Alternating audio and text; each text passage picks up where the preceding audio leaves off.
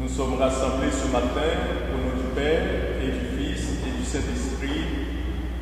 Que le Christ Jésus qui nous rassemble en un seul corps soit toujours avec vous. Pour mettre en œuvre la vigilance du cœur à laquelle nous invitent les lectures d'aujourd'hui, commençons notre célébration en demandant à Dieu sa miséricorde. Seigneur Jésus, envoyé par le Père pour nous apprendre à aimer avec justesse et vigilance, prends pitié de nous. Ô Christ, venu dans le monde pour déployer nos vies sous le regard du Père, prends pitié de nous. Seigneur, élevé dans la gloire du Père, pour être la lumière qui éclaire nos cœurs, donne-nous la paix. Que Dieu Tout-Puissant nous fasse miséricorde, qu'il nous pardonne nos péchés et nous conduise à la vie éternelle.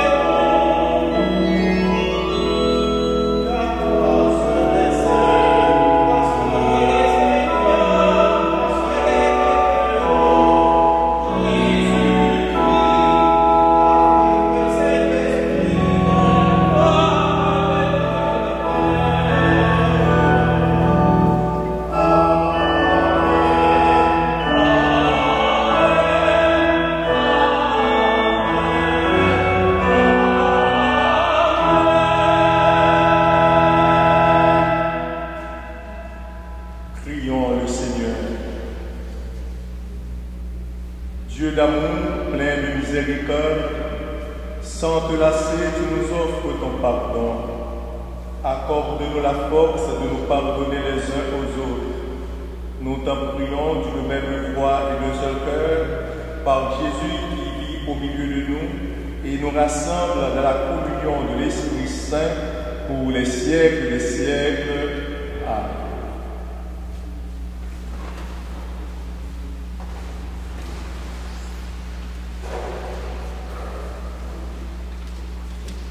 Lecture du livre d'Ézéchiel. La parole du Seigneur me fut adressée. Fils d'homme, je fais de toi un guetteur pour la maison d'Israël. Lorsque tu entendras une parole de ma bouche, tu les avertiras de ma part. Si je dis au méchant, tu vas mourir, et que tu ne l'avertisses pas, si tu ne lui dis pas d'abandonner sa conduite mauvaise, lui, le méchant, mourra de son péché. Mais à toi, je demanderai compte de son sang. Au contraire, si tu avertis le méchant d'abandonner sa conduite et qu'il ne s'en détourne pas, lui mourra de son péché. Mais toi, tu auras sauvé ta vie. Parole du Seigneur.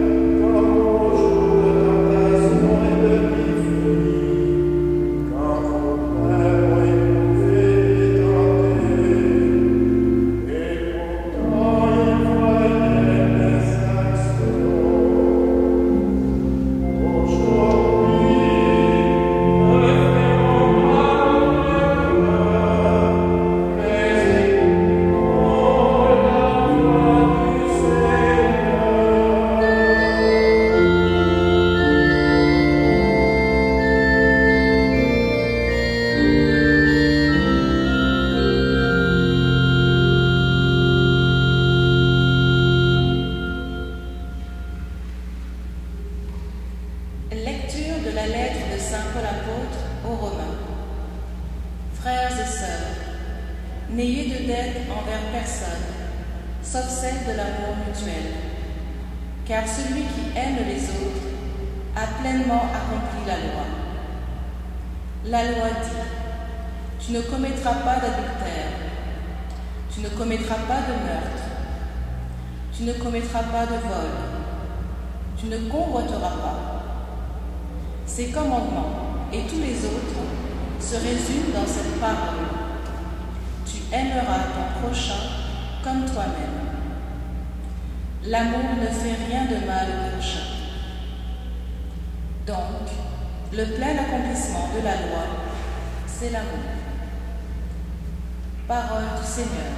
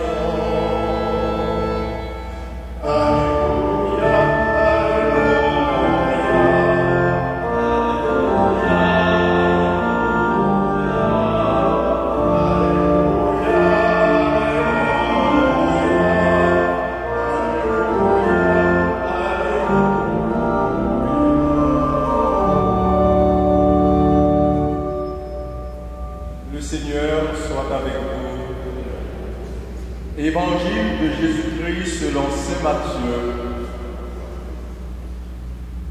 En ce temps-là, Jésus disait à ses disciples: si ton frère a commis un péché contre toi, va lui faire des reproches seul à seul. S'il t'écoute, tu as gagné ton frère. S'il ne t'écoute pas, prends-en plus avec toi une ou deux personnes, afin que toute l'affaire soit réglée sur la parole de 2 ou 3 témoins. S'il refuse de les écouter, dis-le à l'assemblée de l'Église.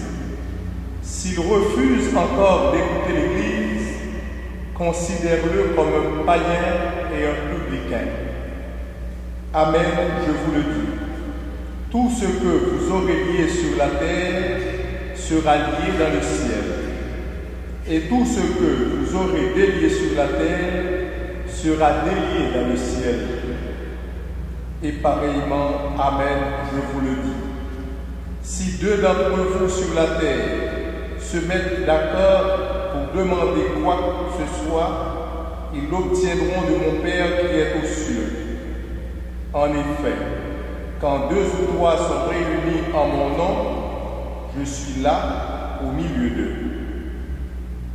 Acclamons la parole de Dieu.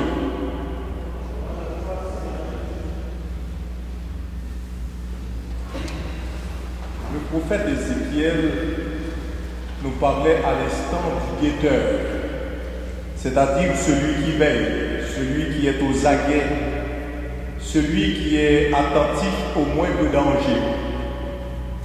Et pour le prophète, la collectivité compte pour lui. Il sait qu'il est responsable de la vie des autres. S'il s'endort ou bien s'il est négligent, ses compagnons sont menacés. Par contre, s'il reste à l'affût, s'il lance l'alerte à l'approche de l'ennemi, mais qu'on ne l'écoute pas, sa responsabilité est dégagée. En bâtissant son Église comme une fraternité, comme une communauté, comme aussi une société, Jésus ne s'est fait pas d'illusions. Il savait qu'au sein même de l'Église, au sein même de la communauté, il y aurait les dissensions, les misères, les mesquineries humaines, les coups bas, que l'on rencontre partout dans la société, dans la famille, dans l'Église même. Et l'Évangile d'aujourd'hui nous donne la démarche à suivre pour reprendre un frère qui pêche. Nous sommes tous des humains, nous sommes tous des êtres fragiles et faibles, nous commettons des erreurs, nous blessons parfois nos proches. Mais aujourd'hui, Jésus nous donne une procédure qui paraît simple, mais en réalité, elle est aussi complexe. Et cette procédure comprend 3 instances. D'abord, l'avertissement en tête-à-tête pour ne pas faire perdre la face. Deuxièmement, il y a l'appel à d'autres frères, des témoins, pour éviter que les jugements ne soient pas trop subjectifs. Et en dernier recours, c'est le jugement de la communauté. Il ne s'agit pas du tout ici d'être un redresseur de tort, toujours prêt à faire la leçon aux autres ou à pratiquer la délation. Mais il est souvent plus lâche de se taire ou de ne parler que dans le dos de celui qui se fourvoie. C'est ce qui nous arrive parfois à cause peut-être de notre faiblesse ou bien d'une certaine lâcheté. Nous n'avons pas le courage d'affronter le frère, nous préférons parler derrière son dos. Et quelqu'un disait que les lâches humains ont plus peur de dire une petite vérité à un homme que de se battre avec lui. Alors, cela nous amène à nous poser la question, qu'est-ce qu'un lâche? Le lâche est défini comme quelqu'un qui a peur devant le danger, comme quelqu'un qui se soumet au plus puissant que lui par manque de force morale. On dit aussi que le lâche, c'est une personne qui manque de courage et qui est peureux. En fait, les lâches, on dit, sont dangereux. Pourquoi? Parce qu'ils ont peur d'affronter l'autre et ruminent sans cesse ce que l'autre lui a fait. Il en souffre énormément parce qu'il garde pour lui cette blessure sans être capable de l'extérioriser ou d'exposer la blessure en plein air ou la cicatriser. Et là, il devient un danger tant pour lui-même que pour les autres.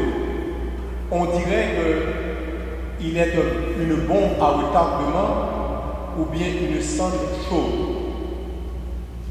En réalité, Jésus nous donne une procédure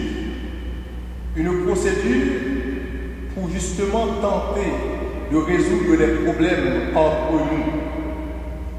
Tout doit être tenté pour maintenir dans la communion fraternelle celui qui est sur le point de s'en exclure. La correction fraternelle, elle exige un certain courage, une certaine délicatesse d'un côté, humilité et compréhension de l'autre. Elle ne se conçoit que dans un climat d'amour. Si le frère s'endurcit et refuse d'écouter, il ne reste qu'à l'abandonner à la miséricorde du pasteur suprême. Et lui fera l'impossible, c'est-à-dire ramener la brebis égarée. Mais cela ne nous décharge pas de l'aimer, puisque nous devons aimer même nos ennemis, nous aimer les uns les autres. C'est une dette que nous avons envers le prochain, de l'aimer. Même s'il ne nous aime pas, même s'il est notre ennemi, nous avons une dette en lui, et cette dette consiste à l'aimer. Et si le péché de division, le péché de méchanceté, d'égoïsme, fait parfois éclater des familles, voire une communauté, il y a la prière qui renforce cette unité. Si au milieu même de nos conflits, 2 ou 3 frères sont réunis au nom de Jésus, sachez qu'il est là, au milieu de nous. Mais si nous restons au ras du sol, nous nous divisons. Si nous nous élevons dans la prière, nous convergeons, nous formons cette communauté, nous formons cette famille, cette église. Et justement, si nous sommes rassemblés pour prier en communauté, c'est parce que nous voulons raffermir les liens qui parfois nous désunissent. Nous voulons nous unir, nous voulons redresser et tisser des liens pour nous unir davantage. Que ce soit en famille, en église et même dans la société, eh bien, il y a des liens qui apportent l'unité et aussi la prière qui apporte la présence du Christ. Naturellement, souvent dans la vie, nous ne récoltons pas nos efforts. Nous ne voyons pas le succès arriver aussi facilement. Par rapport aux efforts de réconciliation, c'est un grand défi. Mais il faut croire à l'efficacité, par nos moyens humains peut-être, par la prière et par la présence de Jésus. Et plutôt que de critiquer les autres, il nous revient de prier pour eux. Et voilà une bonne manière d'être responsable de nos sœurs et frères et de payer cette dette que nous avons envers eux, cette dette d'amour. Amen. Et maintenant, si vous voulez bien vous mettre debout, nous allons ensemble professer notre foi. Je crois en Dieu, le Père Tout-Puissant, Créateur du ciel et de la terre, et en Jésus-Christ, son Fils unique, notre Seigneur, qui a été conçu du Saint-Esprit, est né de la Vierge Marie, a souffert sous Ponce Pilate, a été crucifié, est mort et a été enseveli, est descendu aux enfers, le troisième jour est ressuscité des morts, est monté aux cieux, est assis à la droite de Dieu le Père Tout-Puissant, d'où il viendra juger les vivants et les morts.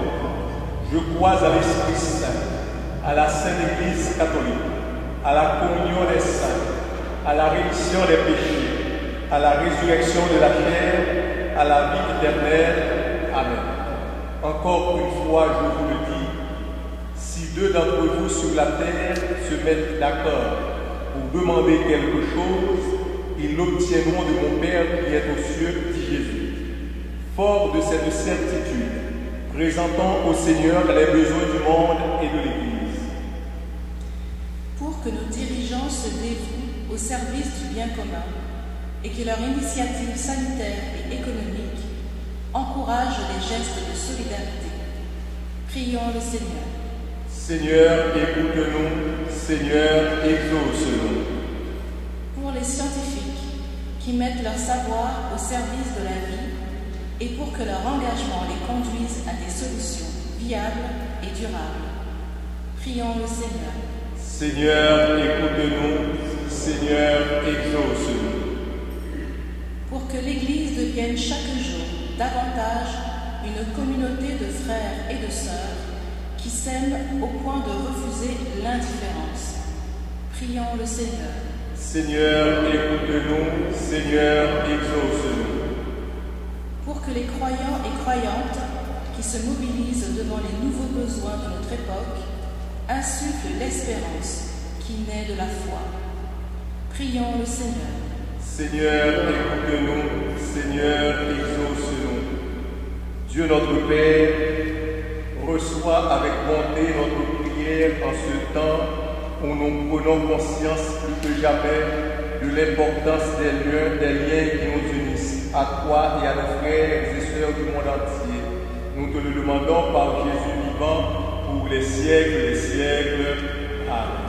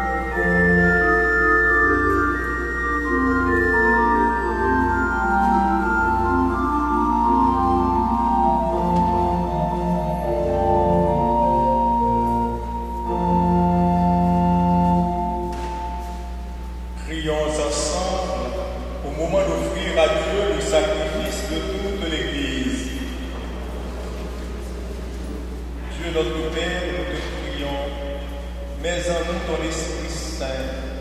Rends-nous dignes d'être les ministres de l'Alliance nouvelle que nous allons célébrer. Par Jésus-Christ, ton Fils, notre Sauveur et notre Dieu, lui qui est vivant et qui est roi, Dieu pour les siècles des siècles. Le Seigneur soit avec vous. Élevons notre cœur. Rendons grâce au Seigneur notre Dieu. Vraiment, il est juste et bon de te rendre gloire, de t'offrir notre action de grâce pour nous et en nous. À toi, Père notre Saint, Dieu éternel et tout-puissant, à toi, Créateur de tous les éléments du monde, Maître des temps et de l'histoire. C'est toi qui as formé l'homme et la femme à ton image, et lui as soumis l'univers à ses merveilles. Tu lui as confié ta création pour qu'en admirant ton œuvre, il ne cesse de te rendre grâce par le Christ notre Seigneur.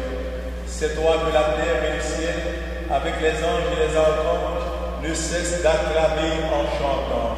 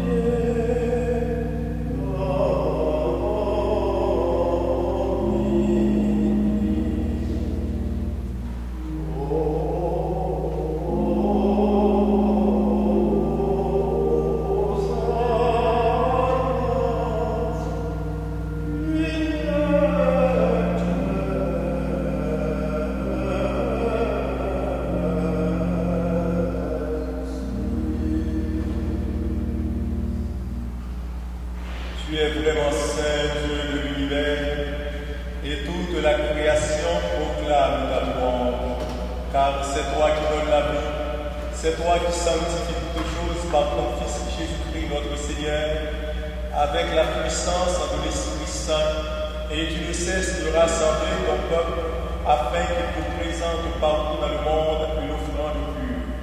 C'est pourquoi nous voici rassemblés devant toi et dans la communion de toute l'Église en ce premier jour de la semaine, nous célébrons le jour où le Christ est ressuscité d'entre les morts. Par lui que tu as élevé à ta droite, Dieu Tout-Puissant, nous te supplions de consacrer toi-même les offrandes que nous apportons. Sanctifie-les par ton esprit pour qu'elles deviennent le corps et le sang de ton Fils Jésus-Christ notre Seigneur, qui nous a dit de célébrer ce mystère. La nuit même où il fut livré, il prit le pain. En te rendant grâce, il le bénit, le rompit et le donna à ses disciples en disant: Prenez et mangez-en tous, ceci est mon corps livré pour vous.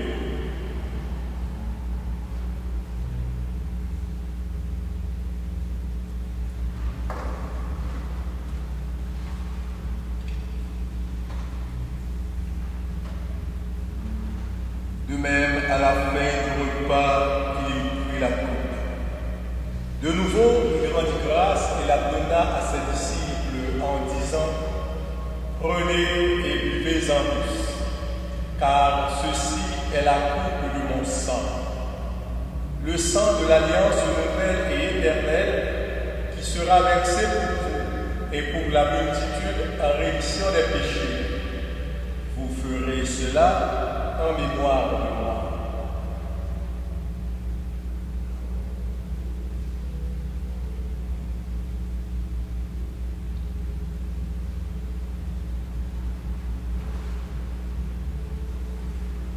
Il est grand le mystère de la foi.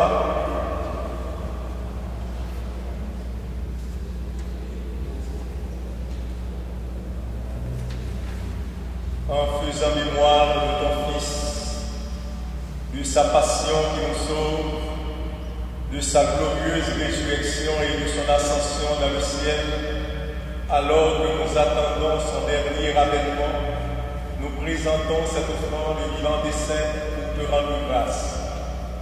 Regarde, Seigneur, le sacrifice de ton Église et daigne y reconnaître celui de ton Fils qui nous a rétablis dans ton alliance, quand nous serons nourris de son corps et de son sang et remplis de l'Esprit Saint.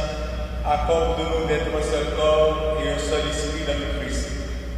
Que l'Esprit Saint fasse de nous une éternelle offrande à ta gloire, pour que nous obtenions un jour la vie du monde à venir, auprès de la Vierge Marie, la bienheureuse Mère de Dieu, avec Saint Joseph son époux, avec les apôtres, les martyrs et tous les saints qui ne cessent d'intercéder pour nous. Et maintenant, nous te supplions, Seigneur, par le sacrifice qui nous réconcilie avec toi, étends au monde entier le salut et la paix. Affermis la foi et la charité de ton Église au long de son chemin sur la terre. Veille sur ton serviteur, le pape François, notre archevêque Christian, l'ensemble des évêques, les prêtres, les diacres et tout le peuple des rachetés.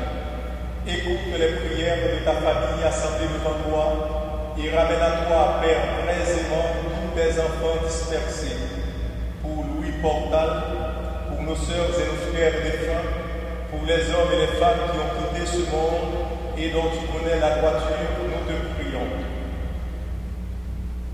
Reçois-les dans ton royaume, où nous espérons être comblés de ta gloire, tous ensemble et pour l'éternité, par le Christ notre Seigneur, par qui tu donnes au monde toute grâce et tout bien.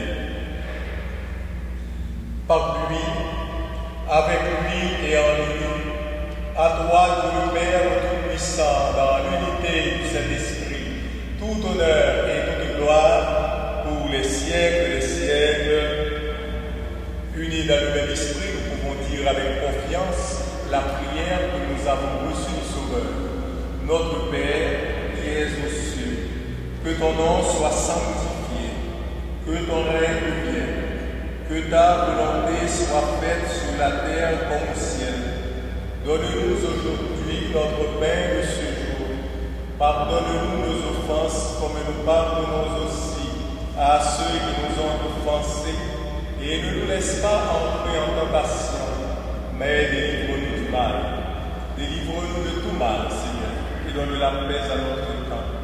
Par ta miséricorde, libère-nous du péché. Rassure-nous devant les épreuves en cette vie, où nous espérons le bonheur que tu promets et l'avènement de Jésus-Christ, notre Sauveur.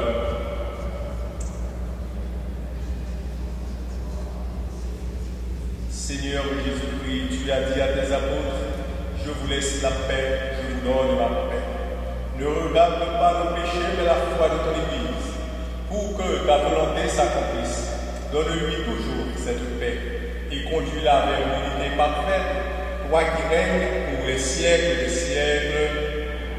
Que la paix du Seigneur soit toujours avec vous.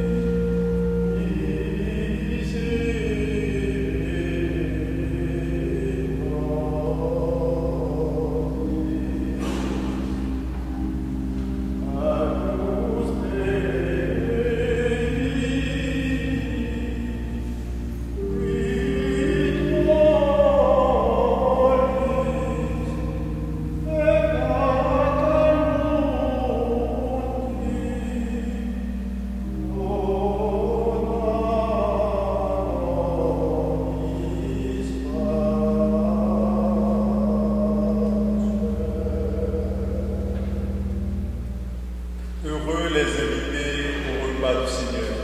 Voici l'agneau de Dieu qui enlève le péché du monde. Seigneur, je ne suis pas digne de recevoir, mais dis seulement une parole et je serai le corps du Christ pour garder la vie éternelle.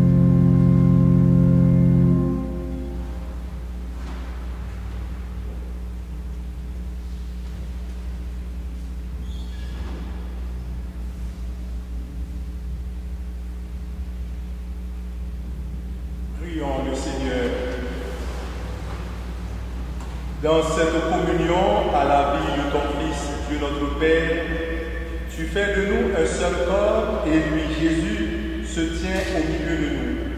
Nous te rendons grâce pour le royaume que tu fais ainsi grandir. Accorde-nous de le vivre en nous reconnaissant responsables les uns les autres et nous célébrerons ta gloire pour les siècles des siècles. Merci d'être venu célébrer avec nous. Je vous souhaite un bon dimanche, une bonne semaine et beaucoup de courage. Le Seigneur soit avec vous. Que Dieu Tout-Puissant vous bénisse, le Père, le Fils et le Saint-Esprit. Allez dans la paix du Christ.